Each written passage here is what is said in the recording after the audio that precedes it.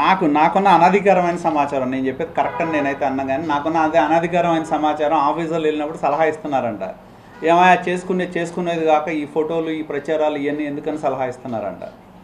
నేను ఎన్నో సందర్భాల్లో కార్పొరేషన్ అధికారులకు చెప్పడం కూడా జరిగింది.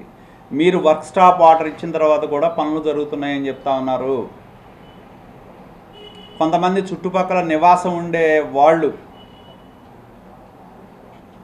ఐరన్కు సంబంధించిన లారీలు కానీ ఎవరైతే కొంతమంది బయట నుంచి తెచ్చిన వర్కర్స్ని లోన పెట్టారో వాళ్ళ ద్వారా లోన పనులు చేయిస్తున్నారు అని నేను కార్పొరేషన్ అధికారుల దృష్టికి తీసుకువెళ్ళినప్పుడు కూడా పలు సందర్భాల్లో వాళ్ళు చెప్పింది ఏంటంటే, ఆ ప్రాంతంలో ఉన్న సచివాలయ ఎంప్లాయీస్ని మేము పెట్టాం,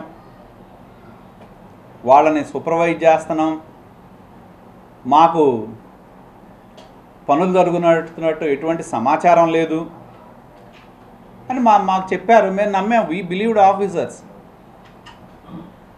అయినా జరుగుతున్నాయి. చక్కగా బ్రహ్మాండంగా లోన టైల్స్ వేశారు, పనులు పూర్తి చేశారు, చేస్తున్నారు.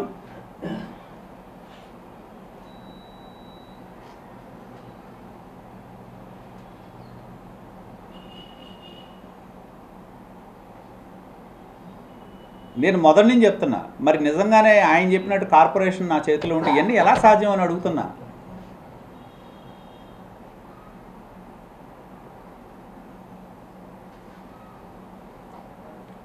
మొన్న నేను ఇందాక చెప్పినట్టు అనధికారికంగా చెప్తున్నారని, ఏమని మీరు చేసేది చేసుకోక ఎందుకు ఇంత ఓపెనింగ్లు పెట్టుకోవటం ఏంటి ఈ రాద్ధాంతం ఏంది, మా తలగా చూడుతున్నారని చెబుతున్నారంట ఆఫీసర్లు. ఏది ఉన్న ఒక స్థాయిలో ఉన్న అధికారులు, మరి ఆ డిప్యూటీ కమిషనర్ ఎవరో నాకు తెలియదు, సిటీ ప్లానర్ ఎవరో తెలియదు, డిప్యూటీ సిటీ ప్లానర్ ఎవరో తెలియదు, ఇంతమంది ఆఫీసర్లు కమిటీ చేస్తే రాత్రి కంప్లీట్ చేయడానికి సాధ్యపడుద్దా? అంటే ఫెయిల్ అయినట్టే కదా. ఫెయిల్ అన్న అవ్వాలి, కొల్యూషన్ అన్న అవ్వాలి, ఈ రెండే కదా.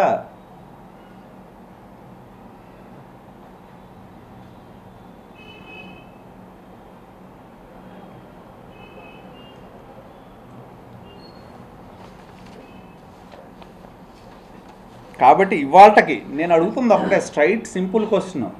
నేను చెప్పాను, నేను ఆరోపణలు కానీ నేను చెప్పేది వాస్తవాలు.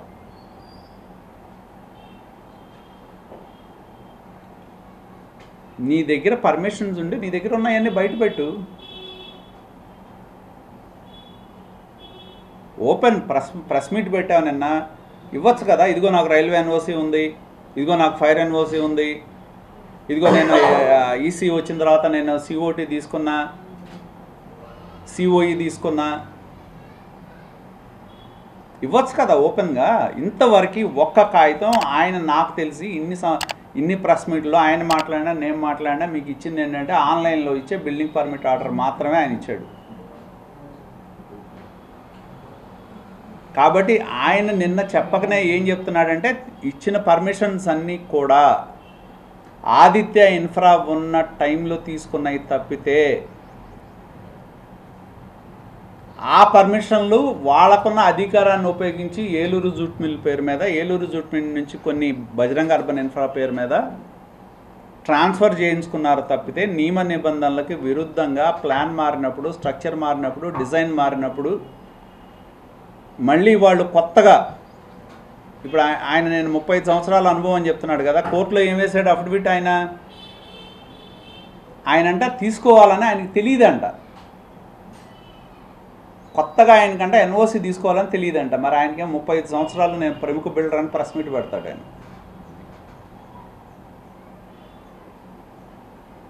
సైట్ ఓనర్ని బెదిరించి లాక్కోవడానికి కుదురుద్ది ఆయనకి. అధికారాన్ని అడ్డం పెట్టి అనధికారంగా ఫ్లోర్లు కట్టడానికి ఉపయోగపడుద్ది. పర్మిషన్ లేకపోయినా అమాయకులైన ప్రజలకి ప్లాట్లు అమ్మడానికి కుదురుద్ది.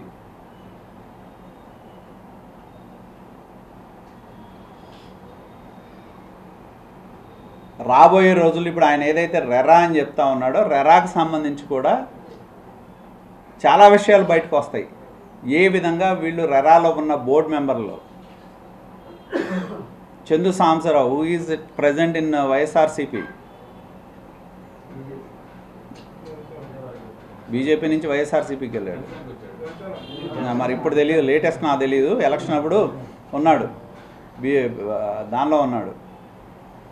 చందు సాంబశివరావు బోర్డు మెంబర్, ఆ రెరాలో మెంబర్గా ఉండి, కామేశ్వరరావు అనే వ్యక్తి రెరాలో మెంబర్గా ఉండి ఏ విధంగా వీళ్ళిద్దరిని అడ్డం పెట్టి అడ్డగోలు ఆర్డర్లు ఇప్పించుకొని ఏ విధంగా చేశాడో త్వరలోనే మిగతా విషయాలన్నీ కూడా బయటకు వస్తాయి.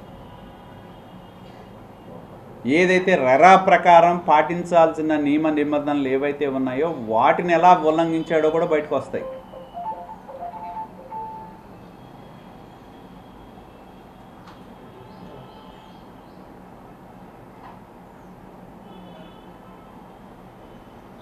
ఇప్పుడు ఆయన చట్టాన్ని విరుద్ధమైన వ్యాపారం చేస్తూ నా గురించి మాట్లాడతాడు.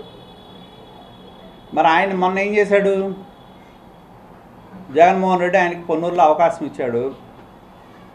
ఇస్తే సంగం డైరీ రాజకీయమా వ్యాపారమా?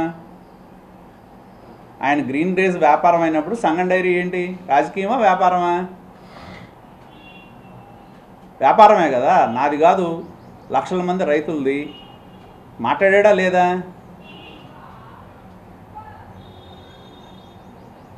హాస్పిటల్ ఎవరిది, ట్రస్ట్, రాజకీయం అది, దాని గురించి మాట్లాడా లేదా?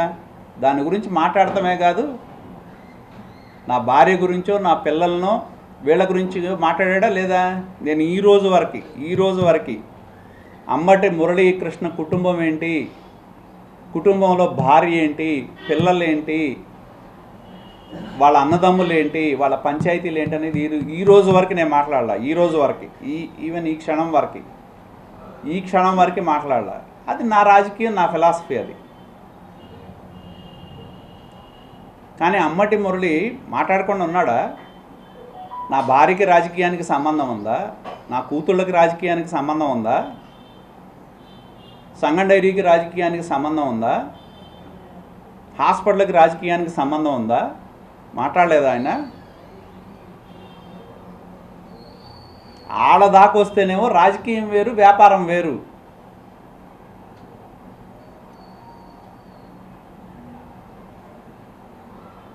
మాకొస్తేనేమో అవన్నీ ఉండవు. మా మీద ఏదైనా మాట్లాడచ్చు, మమ్మల్ని మాట్లాడచ్చు, మా ఇంట్లో వాళ్ళని మాట్లాడచ్చు, పిల్లల్ని మాట్లాడచ్చు, భార్యలను మాట్లాడచ్చు, ఆరోపణలు చేయొచ్చు వాళ్ళ మీద.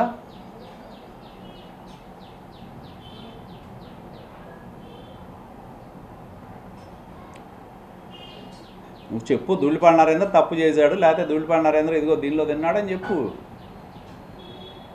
నేను ఎప్పుడు ఎలక్షన్ టైంలో ఆయన భార్య గురించి కానీ ఆయన పిల్లల గురించి కానీ ఎక్కడ ఉన్నారు, ఏం చేస్తున్నారు, అసలు ఆయనకి ఈయనకి సంబంధాలు ఉన్నాయా లేదా ఏంటి, ఇవన్నీ నేనేం మాట్లాడలేదే. ఒక్కరోజు కూడా మాట్లాడలా.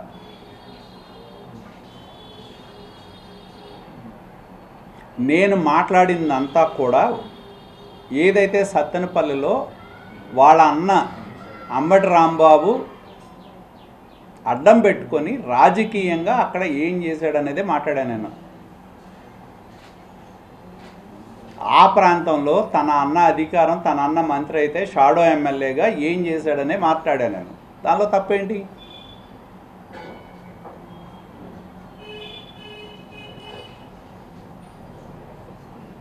నేను మాట్లాడిన ఏవి కూడా నేను సృష్టించినవి కాదు. ఆ నియోజకవర్గంలో ఆయన ఉన్నప్పుడు వచ్చిన వార్తలు కానీ అక్కడున్న ప్రజలు మాట్లాడినయే నేను చూపెట్టా.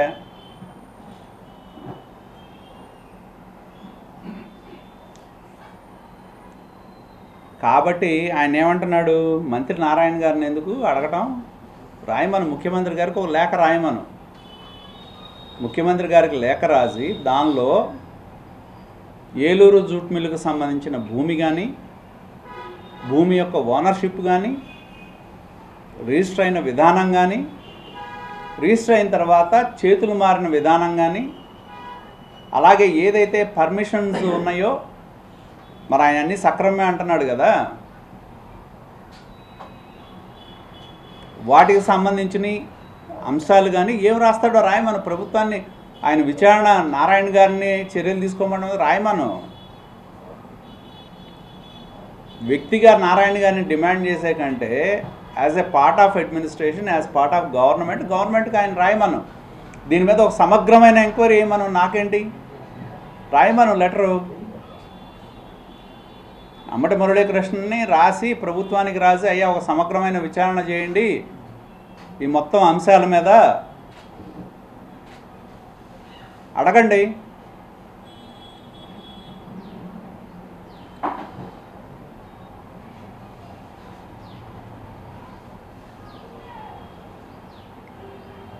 మరి ఆయన రాస్తే నేను కూడా సపోర్ట్ చేస్తా, నేను కూడా వెళ్ళి గవర్నమెంట్లో అడుగుతా, బాబు ఓ మంచి సీనియర్ ఆఫీసర్ని పెట్టి ఒక కమిటీ వేయండి దీని మీద.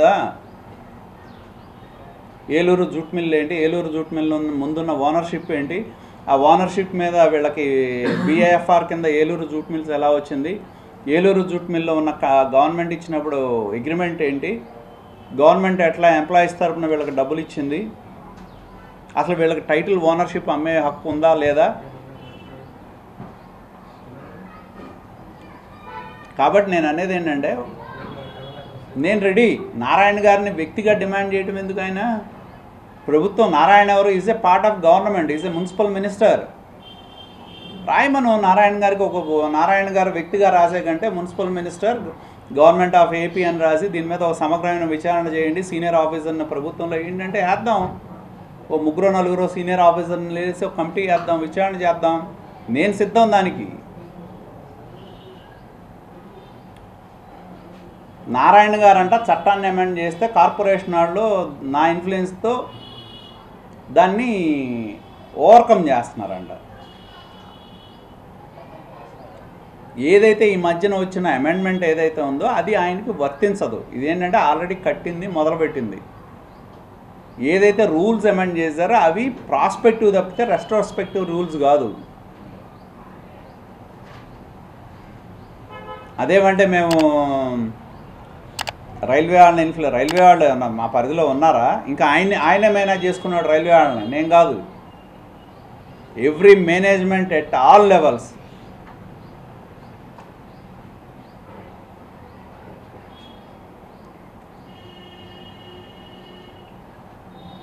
అన్ని స్థాయిల్లో వివిధ డిపార్ట్మెంట్ల్లో ఉన్న కొంతమంది ఆఫీసర్లని ఇన్ఫ్లుయెన్స్ చేసే ప్రయత్నం చేశాడు.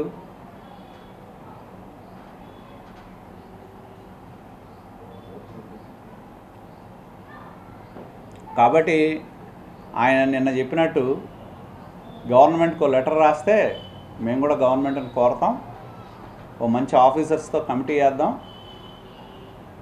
ఏలూరు జూట్ మిల్స్, దాని ముందు ఉన్న మేనేజ్మెంట్, ల్యాండ్ ఏంటి, ఎలా చేతులు మారింది, మేనేజ్మెంట్ ఏంటి, పర్మిషన్స్ ఏంటి, వైలేషన్స్ ఏంటి, వాటి మీద ఒక విచారణ చేయడానికి ఆయన రాస్తే మేము కూడా సిద్ధంగా ఉన్నా, సపోర్ట్ చేయడానికి సిద్ధంగా ఉన్నా. కాబట్టి ఏదో వినియోగదారుల యొక్క దృష్టి మరలించడానికి,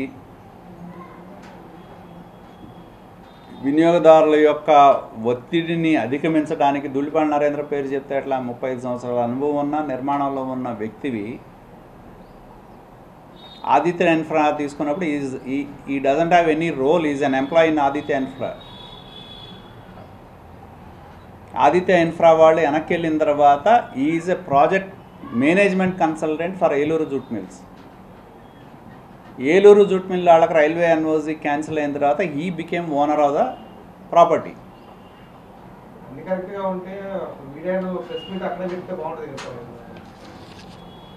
ఎక్కడ మరి ఎందుకు పెట్టాడో మనకు తెలియదు కదా. నేను అనేది ఒకటే, ఈ రోజుకి నేను చెప్పిన బిల్డింగ్ పర్మిట్ ఆర్డర్ అనేది ఒకటి తప్పితే మీడియా మిత్రులకి ఇచ్చిన 2వ కాగితం చూపెట్టమనం.